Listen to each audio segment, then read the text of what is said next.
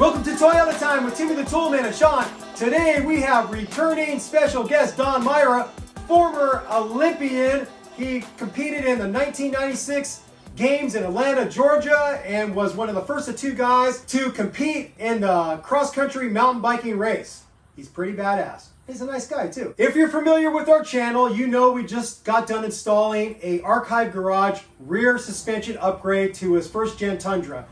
Now we're going to complete the suspension upgrade for Don today, and we're going to install a bunch of new stuff on the front of his rig. We're going to be installing some Fox 2.5 coilovers with external reservoirs. We're going to be installing some SPC upper control arms that have an adjustable ball joint. We're going to be installing some Solo Motorsports lower control arms, and the Solo Motorsports control arms are really awesome. They're super beefy, way stronger than the OEM ones. They move the ball joint 1 inch forward so you can fit bigger tires, and they give you a little more clearance. So they are a very nice upgrade for your first Gen Tundra. We're going to be installing some KP Offroad Cam Eliminators. We're going to be installing some Heavy Metal Friction Works Spindle Gussets. And then finally, we're going to be installing some new lower ball joints. So with all that said, we're going to get out to the truck and we're going to get started with this job. The first thing we're going to do is remove the skid plate, because the skid plate is a little bit in our way to work on the lower control arms. It's held on by 5 12mm bolts. I'm going to zip them out with my Milwaukee ratchet. He's missing a bolt here, so he only has 4.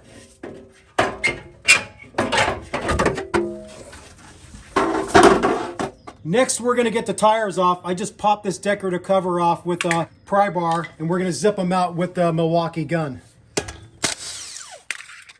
We're going to work on getting the brake calipers off. And by turning the steering wheel to give yourself more room to work, that's what I suggest. So we're working on the passenger side right now, so I'm going to get in the cab and I'm going to turn the wheel all the way to the right to bring this assembly this way to where I can have an easier time getting on the bolts with my DeWalt gun.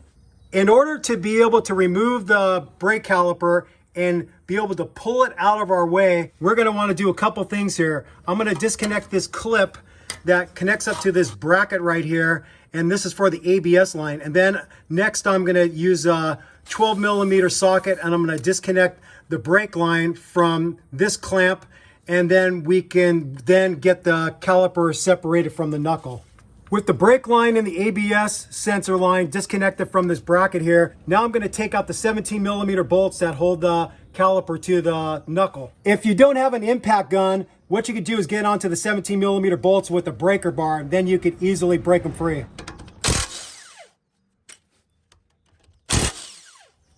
Now I could pull the caliper off the rotor. We're going to hang the caliper out of the way with this caliper hook. It's hooked right into the frame right there and capturing the caliper right there. Now that I have the caliper off the rotor, I'm going to turn the wheel back straight. Next, we're going to work on disconnecting the outer tie rod from the lower ball joint. I first have to remove the cotter pin, so I have to straighten it out. I'm using a needle nose pliers. Somebody bent the other part of the cotter pin close to the castle nut. It's hard to get it out. I got it bent out with the screwdriver. There we go. I have the head of the cotter pin exposed. I'm going to grab it with the dikes and lever it out like this. Okay, got the cotter pin out. Now I got to get on to this with a socket. This is a 19mm. I'm going to zip it out with my 3/8 DeWalt gun. Now we're going to get onto this with a 2-jaw puller and break it free from the ball joint. I have this 2-jaw puller from my OTC front end service kit. It's a nice kit. I highly recommend it. You want to get the tines of the puller in between the lower ball joint and the boot, because if you capture the boot, you can tear the boot, and then now you have to replace your outer tie rod. And you want to tighten the spindle up against the stud of the outer tie rod, and then I just got to get on to this with a socket and apply some pressure, and it'll break it free. If this hasn't been disconnected in a long time, it might separate with a lot of force, so just know that. Don't get your hand or anything that you value in the path of this. And there it is.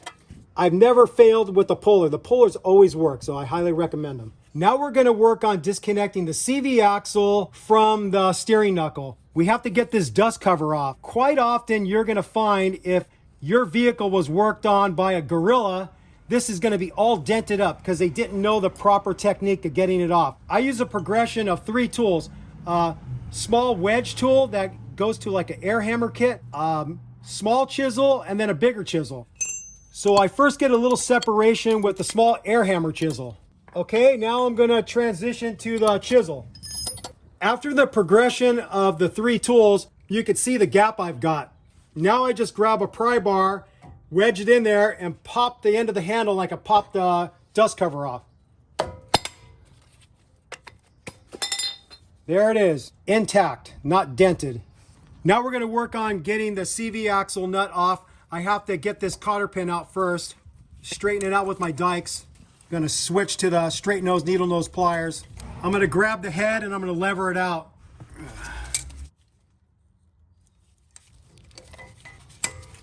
There we go. Gonna take this cage off. Then we gotta get a big socket on here. This CV axle nut is a 35 millimeter. I'm gonna zip it off with my 1/2-inch Milwaukee gun.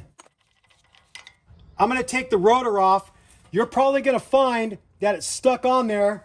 I'm gonna give it some persuasion with the plastic mallet. Next, we're gonna work on disconnecting the lower ball joint from the lower control arm. Again, we have to get a cotter pin out, straighten it out.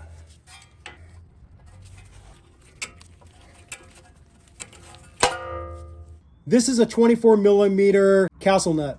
Now we're gonna get onto this with an even bigger puller from my OTC kit. If you are gonna be keeping this lower ball joint, you wanna protect the boot. So make sure you get the tines of the puller in between the lower control arm and the boot of the lower ball joint.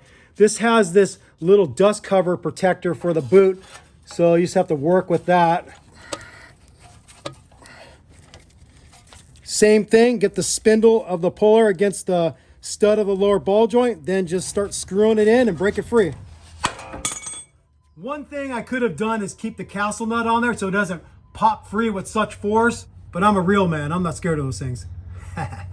I am gonna put the castle nut back on there because I want it a little more stabilized when I work on disconnecting the upper ball joint from the upper control arm. We're gonna be pulling this spindle off completely and we need to free up a few things. Number one is this ABS sensor right here, held on with a 10 millimeter bolt. We have this bracket for the ABS sensor here, another 10 millimeter bolt. And then we have another one right here, 10 millimeter also.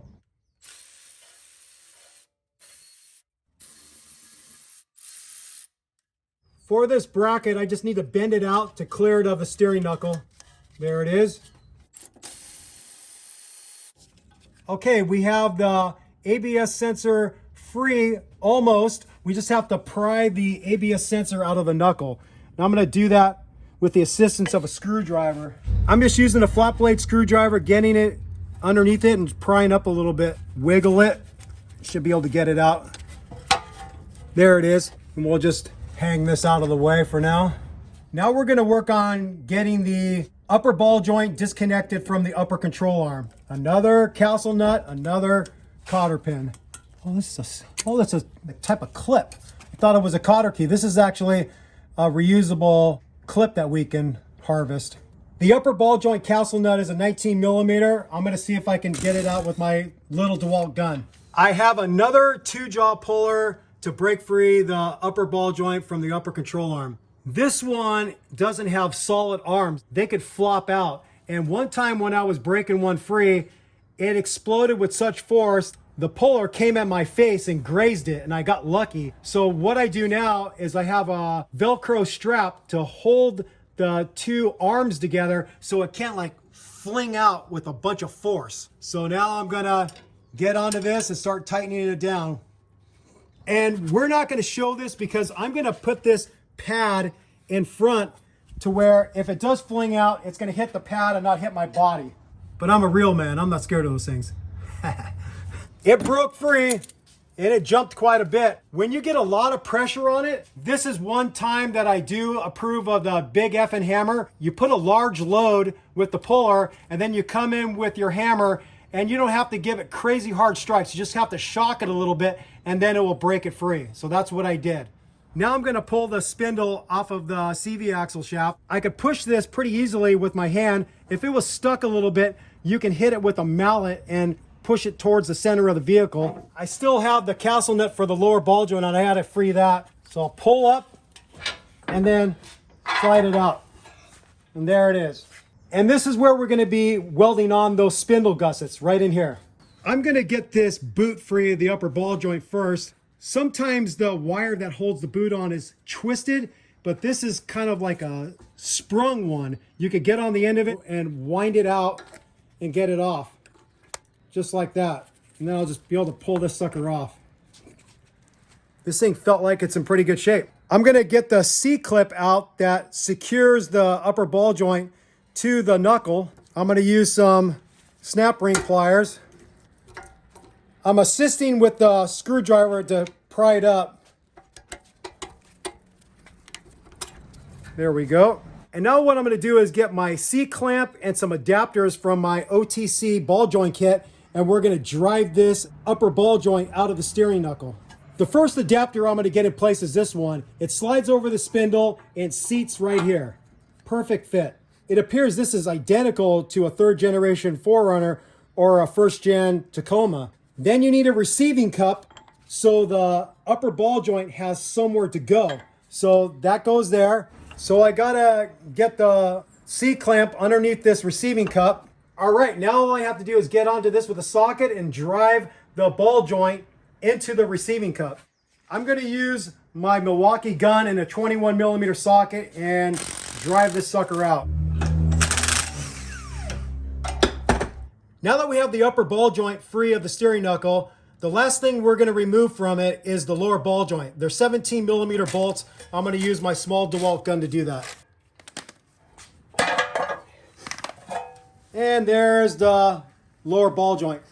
Don is gonna be replacing these like we mentioned in the video description, and I highly suggest that he doesn't just toss these. He can keep these as a trail spare in case he gets a failure out there in BFE. Now we're gonna put Don to work. He's gonna clean up the surface of this spindle arm so it's ready to be welded with the spindle gussets. He's gonna use my Milwaukee die grinder with some flap disc to do that. Next, we're gonna remove the lower shock bolt so we can free the shock of the lower control arm. It's a 19mm. There's a washer you gotta pull off, and if you're lucky, you can wiggle this out, but there's still a little tension on it. I'm gonna tap it flush with this end of the bracket with my plastic mallet. And then I'm gonna use a brass drift and drive it out the rest of the way with my hammer. And then I'm just gonna keep these together so I don't mix them up. I want easier access to these top 14mm nuts that hold the coilover to the frame, and the upper control arm is a little bit in my way, so I'm gonna loosen this nut right here. It's a 19mm, and get the upper control arm to flop down a little bit out of my way. I'm just using a big box end wrench to loosen it. There we go. Now I'm gonna get onto these 14mm nuts with the box end wrench and break these free.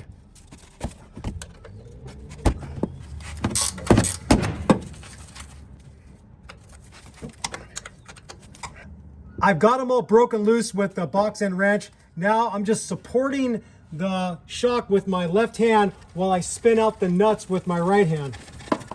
And this sucker should come out. And there it is. We're gonna work on removing the upper control arm from the frame. The bolt is gonna come out this direction towards the rear of the vehicle. I'm gonna wanna be able to see better what I'm doing and be able to reach my hand in here. So I'm gonna pry out this little mud flap with a clip removal tool. There's a good chance these are just gonna break, and that's just the cost of doing business.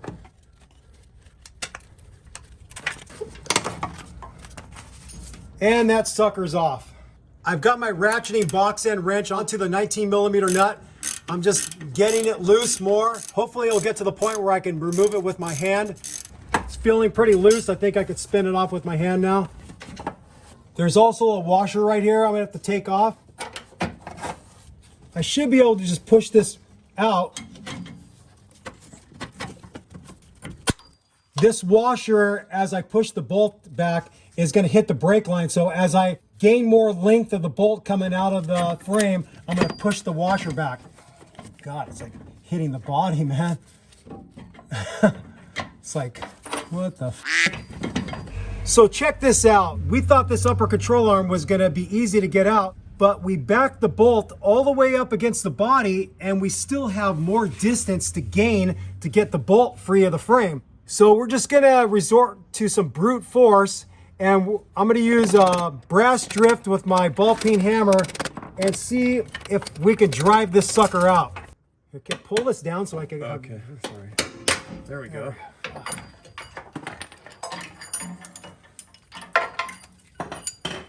That was a little bit of a pain in the butt, but we got it. But the question is getting it back in, and that's going to be hard. So we might choose a different path and come in with the bolt from the front going this way, because there's ample room to remove it from the front. At least we think so, because that's how it is on first gen Tacomas and third gen 4Runners. Since we want to replace the lower control arms, we have to release the steering rack from the cross member so we can move it backwards to where we can get this rear cam adjuster bolt and cam adjuster out of the frame. To get the steering rack out, we're going to want to get the sway bar out of our way. So we're going to disconnect the end links with a 14mm socket and get this nut off. And we're going to do the same with the other side. The sway bar bolts to the frame with the sway bar bushings with a 14mm bolt and a 14mm nut on each side. This is the passenger side. And I'm going to break them free with my 3/8 ratchet and a short socket. Now I'm going to zip them out the rest of the way with the Milwaukee ratchet. And then same thing with the driver's side. And now we have the sway bar removed. Now I'm going to work on disconnecting some power steering line brackets from the frame so we can get a little more rearward movement when I disconnect all the fasteners that hold the steering rack to the cross member. All of them are on the passenger side. So this is the passenger side. I'm going to go up above and I'm going to try to point this out to you. Right there, there's a 12mm bolt holding a power steering line bracket to the inside of the passenger frame.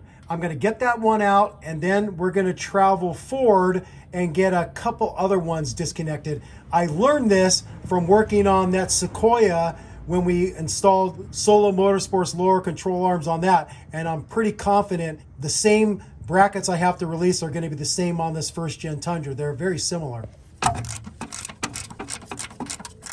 This is the lower radiator hose on the passenger side. There's two brackets we're going to disconnect. One of them is right here. It's a 12mm bolt. And then more forward is another one. And that one doubles as a bracket for the transmission cooler lines and for the power steering lines. So now you can see the power steering lines are loose of the passenger side frame rail, and that should give us enough movement backwards with the steering rack in order to be able to get the cam adjuster bolts and the cam adjusters out. Now we're going to work on disconnecting the fasteners that hold the steering rack to this cross member. The hardest one is the center one because the bolt goes in from the top. There's a nut right here, and you might mistakenly think you could remove it, but it's welded to the frame tab right here, so you can't. And I've tried and I failed. So you have to remove the bolt from the top. It could be pretty hard to remove. They're torqued to a pretty high torque spec. So I have a long breaker bar, a 2-footer, hooked up to a short 19mm socket, and I'm going to see if I could break this free. Got it. Okay, that's loose enough. Now what I'm going to do is transition to a 1/2-inch ratchet and spin it out the rest of the way. Can I get it with my hand? Nope. I can't get it. We also disconnected the outer tie rod on the driver's side because we need to do that to be able to pull the steering rack backwards. Now that we have the outer tie rod disconnected from the lower ball joint on the driver's side, now we're gonna disconnect the rest of the fasteners that hold the steering rack to the cross member. This collar is on the passenger side. It's held on with a 19mm bolt and a 19mm nut. I'm gonna zip them out with a deep 19mm socket in the Milwaukee gun. I wanna make a comparison. This one I just took out of this collar on the passenger side is pretty close to identical to the one that came out of the center. The difference is this has a flange bolt head and this one comes with a washer. So that's how you could differentiate the two so you don't mix them up. It might not be a big deal if you do mix them up, but we're gonna try not to do that. And then this collar I can get off. Now we're gonna take off this 22mm nut right here. There's a big bolt that goes through the cross member and captures the steering rack. So I'm gonna hold the head of the bolt with this big 22mm box end wrench.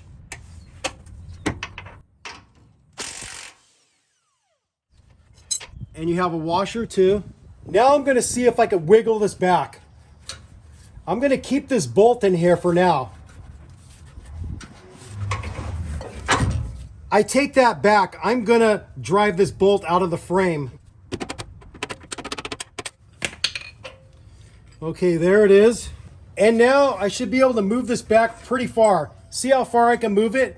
And I'm just gonna rest it back in the frame right now. So now, knowing that we're gonna be able to get enough movement out of the steering rack to get those cam adjuster bolts and the cam adjusters out, I'm gonna slide it back into the frame right now.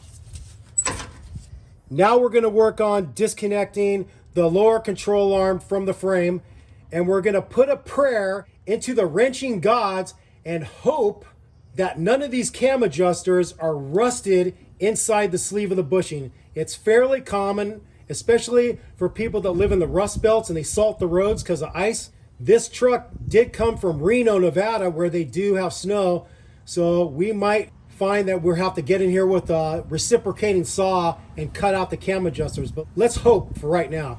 These cam adjuster bolts are a 22mm. I'm gonna zip it out with my gun. Oh ho ho! And I see that it's coming loose. Yes, that is a good sign. Okay, we're 1 for 2 on this side. To break free this back cam adjuster bolt, I'm using a long 22mm box end. And then when it's loose enough, then I'm gonna get underneath the rig. I'm gonna pull the steering rack back and pull the bolt out. And, oop, it just moved a little bit here.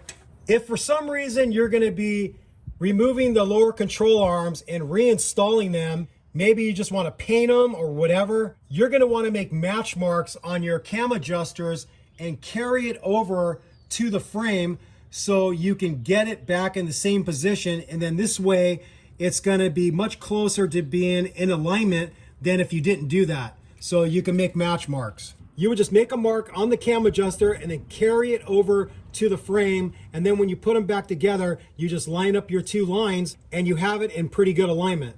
So far, the wrenching gods are on our side. This cam adjuster in the rear is gonna come out too. So I'm gonna move the steering rack back. I'm gonna support it with one hand and I'm gonna pull this bolt out and then pull the cam adjuster out. And then I'll slide the steering rack back into the frame. And then I have this supported over here with a bolt. And then this sucker should come right up. Now that we have both control arms out, we got lucky. None of the cam adjusters were seized inside the bushing sleeve. We're working on the Cam Eliminator kit. What we noticed with the cam plates on this first gen Tundra is they're welded in 3 spots. They're welded right here, they're welded right there, and then another weld right here. We watched the video that KP Off-Road made and their plates were spot welded. All they had to do was drill in a few spots and then they knocked the plate off with an air chisel. And I thought, wow, that's pretty easy. Well, seeing this setup with the 3 welds, we're gonna have to either get in here with a cutting disc or a grinding wheel And this is going to be super labor intensive. We have to do 8 of these, 4 per side. So we're calling an audible, and we're going to change our direction, and we're going to just reinforce these stock cam plates that came on the Tundra. We're going to put a reinforcement weld here, and then we're going to put another reinforcement weld back here. And it's our opinion that's pretty much just as good as installing these plates that we pre-welded. We welded on these tabs on the back side, and then we put a reinforcement weld on the outsides of each tab. One thought that we had is maybe we could grind down these tabs and then weld this over the top. But we learned by doing some measurements, the bolts that come with the kit aren't going to be long enough to add the thickness of the 2 OEM cam plates. So we can't do that either. So we're just going to clean up the frame with the wire wheel on the back side of each of these cam tabs, and then we're going to get in here with our MIG welder and put a reinforcement weld on the back sides of each one and call it good. While Don is working on cleaning up the frame so we can weld, Sean and I are working on getting these steering knuckle inserts installed into the knuckle for the SPC control arms. So it comes in from underneath. It goes in like so. I'm going to put some multi-purpose grease on here just to make it a little slicker so it can slide in easier. And then we're going to get our ball joint C-press with some adapter plates, and we're going to press it into the arm. So I'm going to set it into the arm, just push up a little bit, kind of get it started so hopefully it doesn't fall out when I'm getting the adapters in place. I've got this adapter from my kit, and I've got this sleeve. So I'm going to put the sleeve on first, and this is going to give that adapter somewhere to go. It's a bigger diameter than the actual sleeve. And then we're going to put this over the top. This is from the kit too. And now we're going to get the C-press in place. And we're just going to use a socket and tighten this up. It goes in fairly smooth because there's a relief cut in there, and it can collapse a little bit, making the insertion really easy. Okay, when it gets really tight, you know you bottomed out. I've never actually bottomed out in my whole life. It's clearly fully installed, and now we're going to get the C-clip installed. And then just to make sure that the C-clip or snap ring is in place, if you can slide it like this, that means it's fully seated. It's in the groove. It's in the groove, man. We have the steering knuckles cleaned up. We have the gussets cleaned up. We have them clamped to the knuckle, and now we're going to tack it, and we're going to start welding. This is going to get the arm pretty hot, and we still have the wheel bearings inside the knuckle. And a lot of people worry that you're going to overheat it, and then you're going to force all the grease out of the bearing. The only way that's going to happen is if you're stupid, in my opinion. You just weld a little bit on one, you stop, you go to your other one, you weld a little bit on that one, and if you do it incrementally and give a little bit of cooling time in between, you're never going to get the knuckle hot enough to do any damage to your wheel bearing. That's my opinion. We're going to tack it in a few places, and then we're going to start welding. We got done with all the welding to reinforce the cam adjuster alignment tabs. We put welds on the backside of each one, and then we've shot it with some paint. They're not the prettiest welds because it was hard to really get in there and properly clean all the paint out. So we weren't getting the greatest welds, but they're going to be good enough. We're now ready to start installing all the new components. We're going to start with the SPC upper control arms. It comes with a nice instructional sheet, and we have to set up the ball joint with the projected lift that Don wants. He's going for around a 2.5 inch lift in the front, and the instructions say the D setting is usually good for a 2 to 3 inch lift. So we're going to set the plates to that setting, and I'll show you what it looks like. So this is the star plate, and this is the hex that it goes over on the ball joint. And we're going to get this perfectly in alignment like that. That's the D setting. You wouldn't want it off like at an angle like that. So we're going to start them all like this, and then it's going to be up to an alignment tech at an alignment shop to figure out if he's going to have to make some adjustments to this. you're going to want the SPC logo facing outward towards the side of the vehicle. And then you slide it in there, you put the washer, and then you put the nut. And then the instructions say a good starting point is somewhere in the middle of this slot. So I'll show you the slot so you can get a good bird's eye view. So you start somewhere in the center there.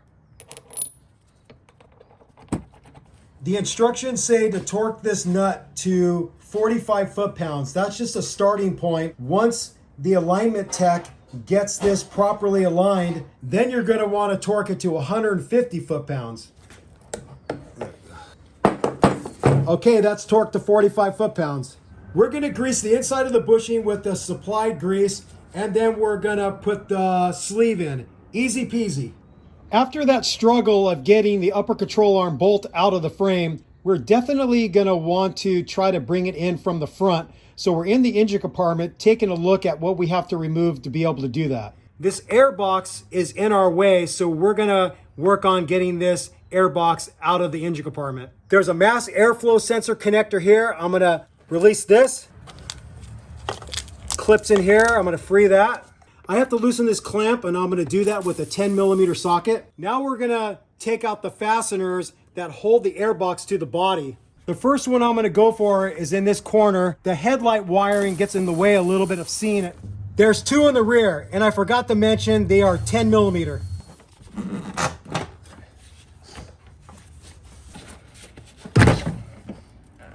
We had to disconnect one bracket right here for the AC line, and then there was another AC line that plugs into a couple clips, one in the front and then one right down here. And that gives a little bit of movement to where you can slip the bolt in right through here. And that's what we're going to do right now. Sean and I are going to work together on this. He's going to hold the upper control arm in alignment with the holes in the frame while I slide the bolt through from the engine compartment. Lower the control arm. There you go. All right. Now that we got the bolt slid through, we're going to put a washer and the nut on the back side. The torque spec for the upper control arm bolt and nut is 85 foot-pounds. Normally, when you have rubber bushings, you're going to want to have the weight of the vehicle on the tires and then torque it so the bushings aren't in a bind. They're in the neutral position. With polyurethane bushings, you can torque the arm ahead of time before you got the weight of the truck on the wheels, and it's not going to mess anything up. So we're going to torque it to 85 foot-pounds. There it is. One more time. 85 foot-pounds. We're going to install these Perry part bump stops in the front here. These just unscrew by grabbing onto it with something big like a pipe wrench. I'm going to use my big channel locks and see if I have the man strength to loosen this. I guess I do. The size bolt for this Perry part bump stop is a 14mm. I'm going to use a deep socket and a short extension. And they recommend using some Loctite, so I'm going to use some blue 242 Loctite on it. No torque spec for this. We're going to use the German spec we all know, love, good and tight. Yay. We're ready to install the lower control arms. We first have to get the bushings in. With these control arms, there's a wider side and a shorter side. And for this kit, these are the bushings you get. You get 2 short ones and 6 longer ones. For the wider side, you put 2 of the longer bushings together and you slide them in. On the short side, we'll go with the short one on the inside and a long one on the outside. And then once we get those inserted, we're gonna grease them with the supplied grease. We have to drive the sleeves inside the bushing. The longer one obviously goes with the long side and the shorter one goes with the shorter side. With these bushings, you don't want to lubricate the outside diameter. You only want to lubricate the inside diameter where the sleeve goes, because you don't want the bushings to be spinning inside the control arm. You want the sleeve to move on the inside of the bushing. So they go in dry. And then I'm just going to get some of the lubricant on my finger and I'm going to smear it on the inside of the bushing. You're basically looking to fill in the slots that they have built into them. Those slots are meant to hold grease. I'm going to put a little bit of the supplied grease on the sleeve too. Now we're going to drive the sleeve into the bushing. I learned this trick when I did this on the Sequoia for the Solo Motorsports. If you try to push the sleeve in without supporting the underside, you're just going to drive the bushing out. So set it on something, get the sleeve started, grab your mallet of choice and drive it in. That's it. Now we'll flip it over and we'll do the long side.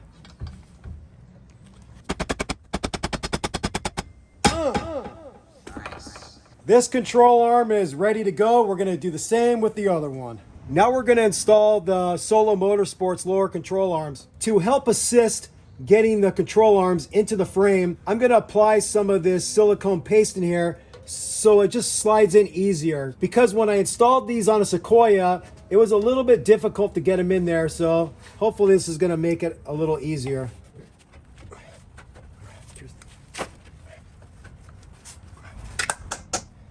We've got one of the Cam Eliminator plates on the bolt with the washer, and we're going to start in the neutral position.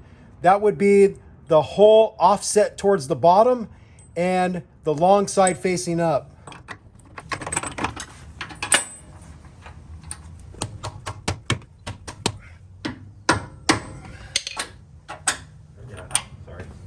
We were considering coming in with the back bolt from the inside out. This way, in the future, if you ever had to remove the lower control arm, you wouldn't have to pull the steering rack back. But the problem is the amount of studs sticking out the back side might hit the steering rack boot, and we don't want to take that chance and find we have to pull the bolt out. So we're gonna do the usual and come from the back towards the front. So Don is assisting me. He's holding the steering rack while I work on getting this bolt and Cam Eliminator plate installed.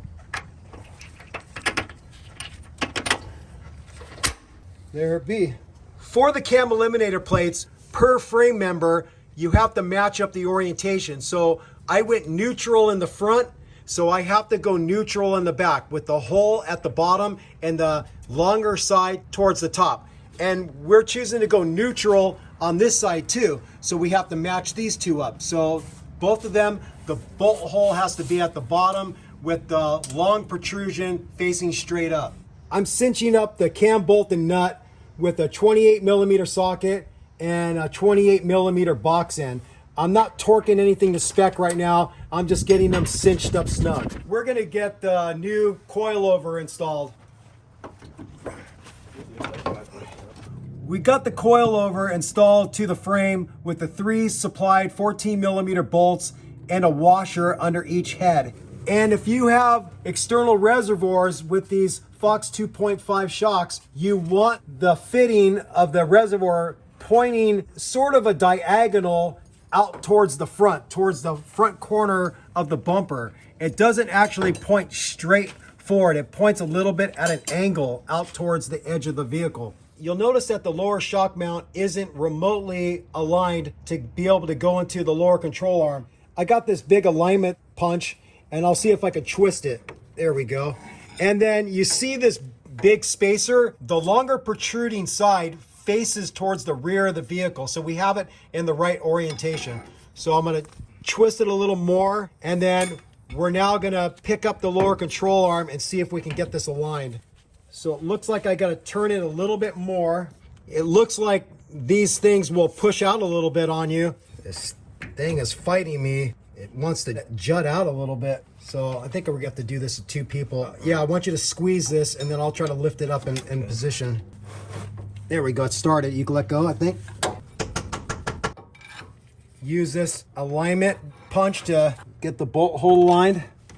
That's looking pretty good. The lower shock bolt goes from the back towards the front, and that's not aligned.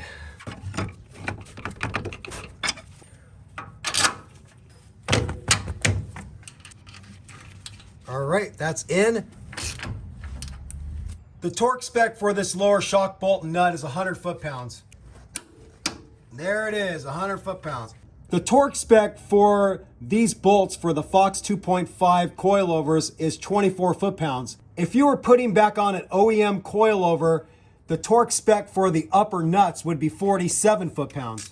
I can't get onto this back one with the torque wrench, so I'm just gonna go by feel with my box end wrench. And that feels like 24 foot-pounds. We're now working on getting the steering knuckle back on. We've got new lower ball joints. It's usually best practice to use new bolts, but Don didn't know that. So we're reusing the bolts, and I'm gonna put a little blue 242 Loctite on each of the threads of the bolts. The torque spec for these lower ball joint bolts is 48 foot-pounds. I'm gonna see if I can actually get them to spec with the knuckle off the rig. Might not be the greatest idea. There we go, I got one. Okay, I actually did it. Got them all to 48 foot-pounds. We never showed off our welds for these gussets on the steering knuckle, but we welded them pretty good on the inside, on the outside, and then at the top. So they're all welded up nice, and Don painted them, and now they're ready to be installed. I'm gonna slide the CV axle in first. Yeah, there we go. And then I'm gonna drop the lower ball joint into the Solo Motorsports lower control arm. Okay, now I could take a little rest. And then I'm gonna bring the SPC ball joint down to meet up with the steering knuckle. And then the SPC kit comes with their own castle nut. This castle nut for the SPC upper ball joint is a 22 millimeter. I tried to get in here with my 1/2-inch drive torque wrench, but it was hitting the gusset here a little bit. So what I'm using is my 3/8 torque wrench with an increaser, 3/8 to 1/2 inch with a 22 millimeter socket. Let's see if we'll get this torque to spec. There it is, 45 foot-pounds. Now we have to see if the cotter pin hole is gonna line up, and it's not lining up. So we're gonna have to go just a little bit tighter. The spindle gusset makes it a little bit interesting to get a cotter key in here. I got a shorter cotter pin out of a kit I have, and then now I'm gonna bend this down. There it is. We've got the new lower ball joint castle nut on there. I'm cinching it up first with a 1/2-inch drive ratchet. That's pretty tight. Now I'm gonna get on here with a torque wrench, and we're gonna torque it to 117 foot-pounds. There it is. Now if we're lucky, the cotter pin hole is gonna line up, and it doesn't. I think that's it. With the way the Solo Motorsports lower control arm is made, they make this cavity to protect this nut in case you grind over some rocks. It's a nice design. It does make it a little bit harder to get the cotter pin in, but we can work around it. I just bent the cotter pin at a little bit of an angle, and I was able to fish hook it in there. So it's in there, and I'm just gonna fold over the sides here. There we go. That ain't going anywhere. Might be a little hard to get out, but hopefully it's not me getting it out. Hopefully it's Don. I'm gonna install the CV axle nut, and this is just gonna be installed loose because we have to wait till we get the rotor and the caliper on here, and then one person's gonna hold the brake pedal, holding the rotor still while we get this to the torque value. So this is just gonna go on loose for now. So we're getting tired and making a little mistakes here. We had the brake caliper out of the way towards the back, and it needs to route towards the front, and we should have routed it back towards the front before getting the steering knuckle. All we're gonna do is remove this top nut for the SPC ball joint and loosen this, and then get the brake caliper back towards the front. There we go. Sure.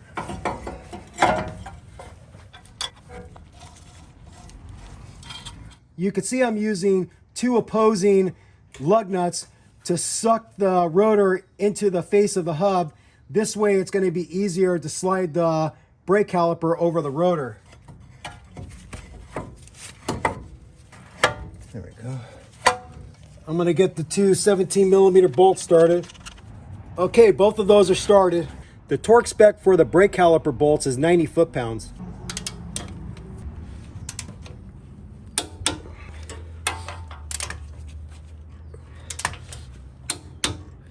There it is, 90 foot-pounds. We're ready to reconnect the ABS line, and this OEM clamp has to be altered a little bit. This thing was bent down, we bent it up, but now we're thinking we're just gonna cut it off. Like that. And it's gonna bolt right here. We're just gonna cinch this up snug with a 10mm socket, no torque value.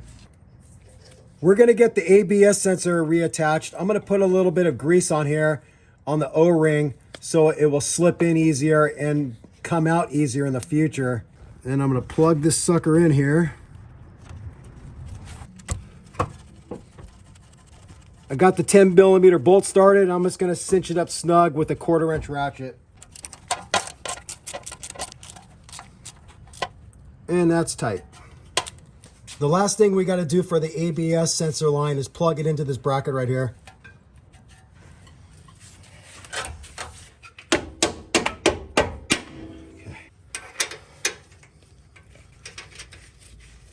We're now getting the steering rack reconnected to the cross member.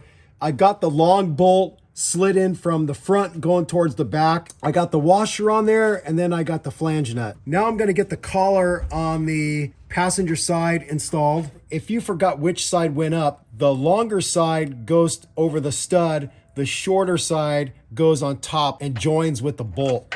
This would be the opportune time to replace your steering rack bushings, and Don actually got them, but we're running so late and we have to finish this thing, so we're gonna do steering rack bushings another time. The bolt that had a flange head goes with the collar. The one with the washer goes in the center.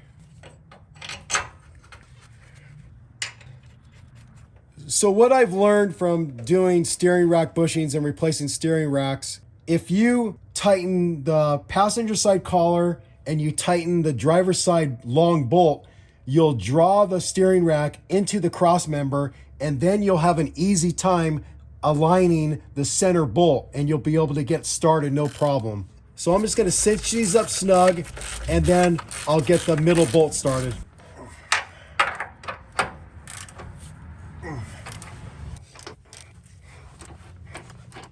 Okay, now let's see if I can get that center bolt started.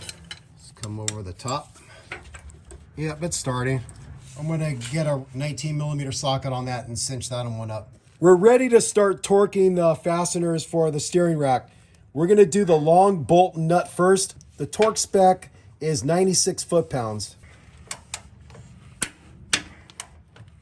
There it is, 96 foot-pounds. Now we're going to torque the center bolt. The torque spec is 122 foot-pounds. This is a tough one to get because of the tight space to get the torque wrench in there. And sometimes we just give up and go with good and tight. Let's see if I can get it. I'm calling that good. That's a lot of force. The torque spec for the collar, bolt, and nut is 122 also. See, that one hit. And I'm pulling about just as hard as I was on. There we go. Now we have the steering rack properly tightened to the cross member. Now we're going to connect up the outer tie rods to the lower ball joint.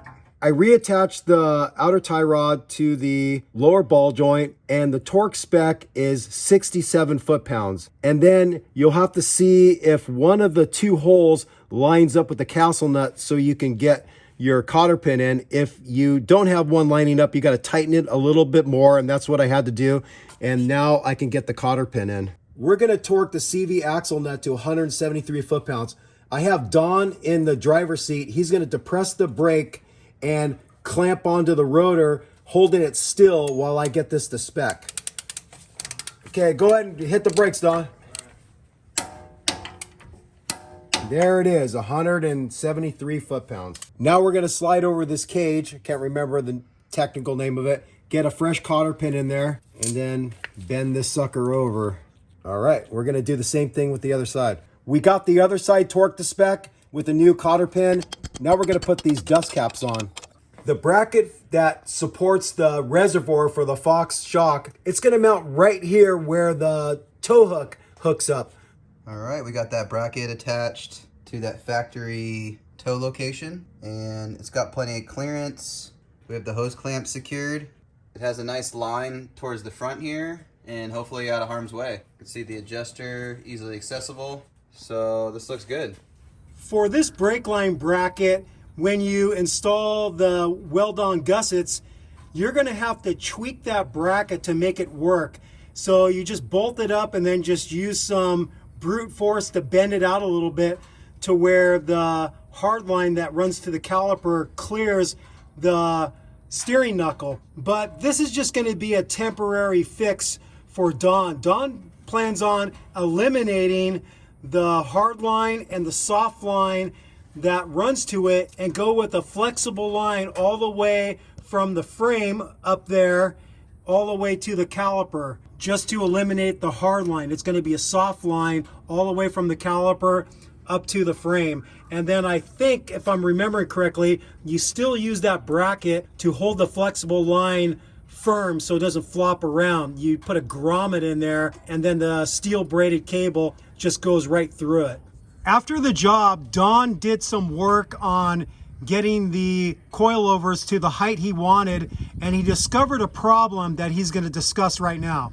So basically this piece up here on the top of the shock isn't symmetric, and so when we bolted it in, it had the pivot at an odd angle, about a 45 relative to the lower control arm.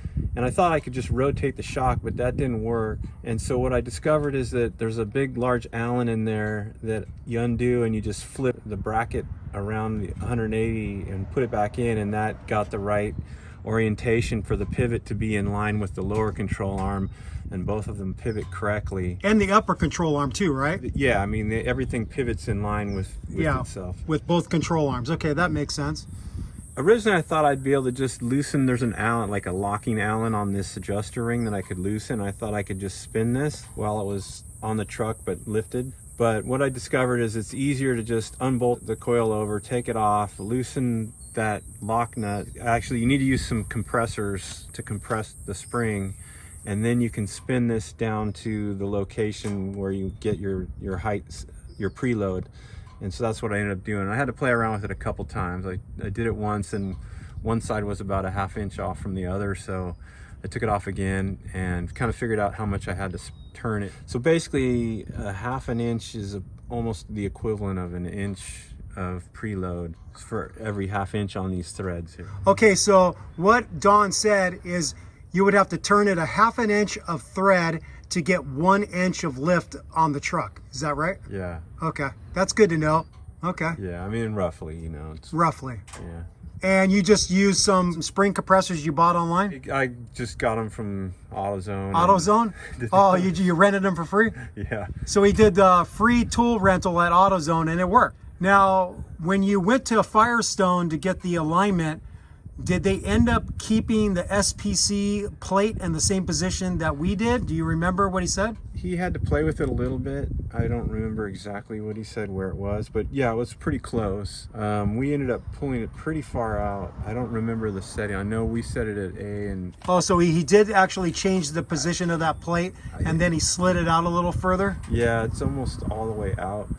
The other thing is on those tabs down there, one of them he had to offset slightly. It wasn't in the neutral position. He had to move it to the right, I think. Okay. So some adjustment was needed at the Cam Eliminator plates also. I guess neutral is a good starting place, correct? Yeah, it was great. Everything else is still in neutral except for that one spot. Okay.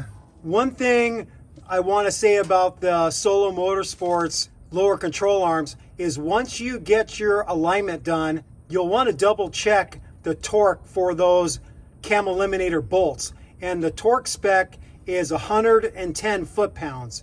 Usually an alignment tech will get them nice and tight with some big wrenches, but it might be a good idea to get out a torque wrench and just double check the torque of each of those Cam Eliminator bolts. If you didn't install some aftermarket Solo Motorsports lower control arms, normally the torque spec for the cam adjuster bolts is 90 foot-pounds. So just know the difference. If you have the Solo Motorsports, use 110 foot-pounds for the spec. If you have stock lower control arms, use 90 foot-pounds for those cam adjuster bolts. Another thing that you'll want to double check if you have SPC control arms is that nut on the top is supposed to be torqued to 150 foot-pounds. So if the alignment tech needed to mess with that, which he most likely will, you're going to want to double check the torque spec of that and torque it to 150 foot-pounds. One other thing Don decided to do is he upgraded his rims. He's got some nice Method rims. They look pretty badass. I support his decision with going with Method. They're really nice wheels to go with. A good torque value for your wheel lug nuts is 85 foot-pounds. That's what I normally torque my wheel lug nuts to on all my vehicles. And then one thing that Don had to do, which is pretty normal when you install bigger tires on your rig, you might have to do a little bit of trimming or hammering. So there's a pinch weld right here on the bottom of the back of the fender, and he had to just knock that in a little bit because he was getting a little rubbing right there. All right, Don, after 3 painful days of filming with us, how are you liking your suspension lift? The Archive Garage rear suspension lift, and then the front suspension lift where we installed SPC upper control arms, Solo Motorsports lower control arms, and some Fox coilovers with external reservoirs. What do you think, Don? Yeah, I'm super stoked, Timmy. It came out awesome, and I can't wait to get it out and drive it around out in the desert and go put it through the paces. Thank you guys so much, you and Sean, for helping me with this. And yeah, I'm really happy with the way it came out. So after your experience of filming with us, do you think you want to be a YouTuber? I'll let you guys do the YouTubing. All right. Well, hey, it was cool shooting some videos with you, Don. And maybe the next time we meet up, we'll go for a bike ride and have fun rather than working our butts off installing suspension lifts. Absolutely, but I do have some more sick mods planned, so. All right, so we'll probably be seeing Don's truck at the Timmy the Toolman Studios in the future. All right, with all that said, we thank you for watching Toyota Time with Timmy the Toolman and Sean, and special guest Don Myra, former Olympian. We will, of course, be back with more videos, some of them on Don's truck. Peace out, happy wrenching, sick mods, and sick suspension lifts on a first gen Tundra. Bye-bye.